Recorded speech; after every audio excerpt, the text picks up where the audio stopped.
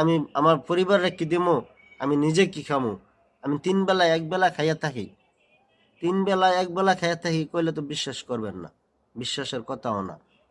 কথা ছিল যে কোম্পানিতে আসলে আসার ১ মাস পরেই নাকি ৫০০ দিরহাম করে দিব। ১৫০০ দিরহাম দিব খাওয়ার জন্য। এই জায়গাতে আমি একবার পাইছি ৫০০ টাকা, তা ঠিক আছে। ৫০০ কয় টাকা মাস পরে পাইছেন 500 টাকা? ৫০০ টাকা আমি ৫ মাস পরে পাইছি। এই 500 দেড়হাম? ৫০০ দিরহাম পাইছি। এই ৫০০ টাকায় কি এই 7 মাস চলতে পারে মানুষ?